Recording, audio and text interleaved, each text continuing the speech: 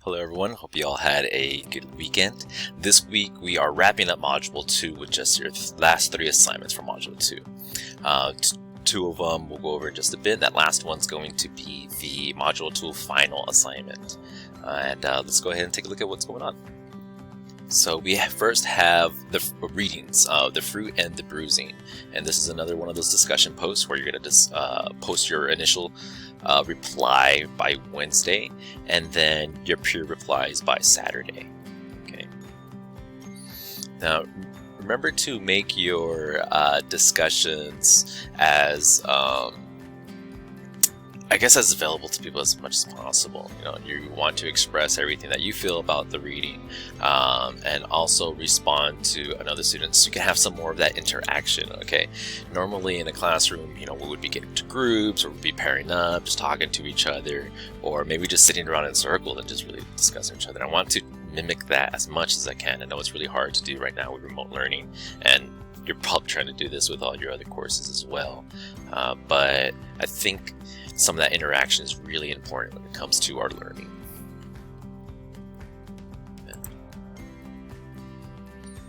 Okay, the next assignment we have is an extra credit assignment, actually, so there's really just 2 that you have to do, and this has to do with food. So it says, Salgado writes a lot about food and how food represents specifically love for her and the Latinx cultures as a whole. So for this assignment, we're going to ask you to present what is your favorite food. So here I have pizza. So there's a quote: "Wise men say forgiveness is divine, but never pay full price for late pizza." All right. So that's our extra credit assignment for the week. And again, initial post and a reply to somebody else's with that extra credit as well.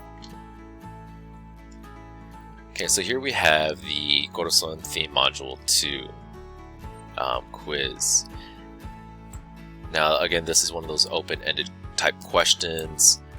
You might get a 0 with this. Again, and remember that's because it has to give either like a right answer. But if there are no right answers, every answer is wrong. That's how it thinks, I guess. But just please take your time to do this quiz as well.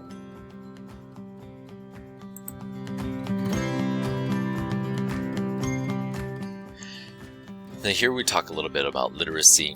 So it says in Module 1 you received information from Catherine McGuire, librarian at PCC's Stratford Library, on research basics. In Module 2 we extend our learning on information literacy and provide you with critical information on evaluating sources. We are building on our learning to prepare for your final research project due the first week of December. You may think that December is far away. However, it is never too early to read the assignment and familiarize with the scope of the assignment. Again, that final assignment, that final project is open there for you to take a look at. So if you just go to the modules and scroll down, you'll see it there. So I highly suggest you start looking into that to see what to prepare for. We're in October, midway through the semester already, and that first week of December is going to creep up faster than you realize. So we have a couple of videos here for you to take a look at, and I would also suggest you look at the kind of final videos from the last module, the ones here, the research basics ones. Familiarize with those as well. Okay, so here we have the Putting It All Together assignment. It's your final assignment from Module 2. So I'm going to go ahead and read this. So again, this is a multiple part assignment where you're reflecting on all the things that you learned through this module. Revisiting Yoso's cultural wealth, the Holland's theory and career survey that you took earlier. I'm going to talk about that in just a bit. And the career exploration assignment. Remember, when you are responding to a lot of these things, respond with full, complete sentences and using specific examples. You know, using specific examples means that you're referring to one of the articles that we read, or maybe you're referring to an instance, a more personal example. But please elaborate on your responses. Okay. Just come back here. Now, while reading through some of your submissions, I saw a lot of, I guess, just uneasiness when taking that career survey, right? Some of you said, oh yeah, the survey is right on, aligned with all the things that I want to do later in life, and awesome. And some of you said that the survey felt really off with the things that you thought you want to do in life.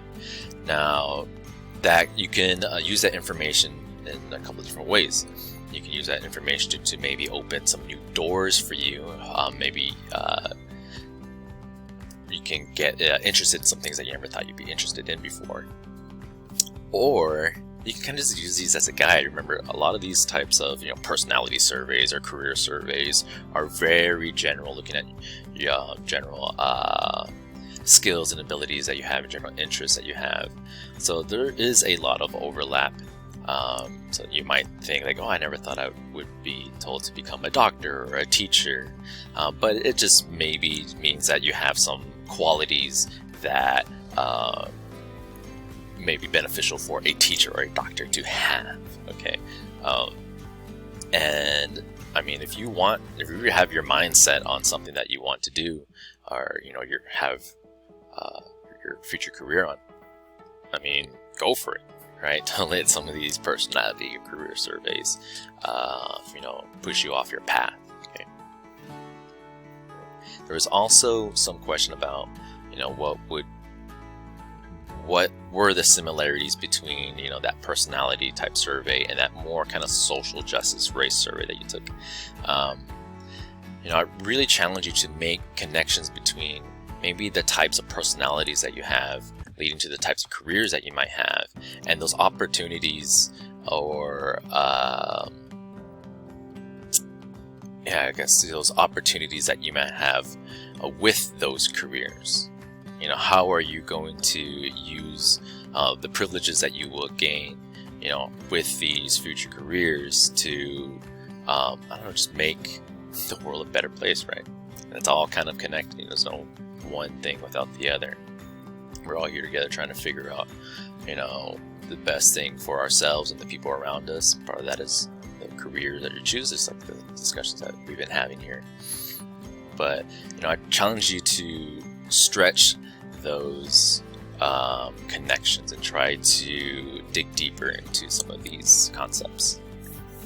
Alright, I hope y'all have a good rest of the week. Again, my office hours are this Tuesday and this Friday. And I'll see y'all around. Okay, take care. Bye-bye.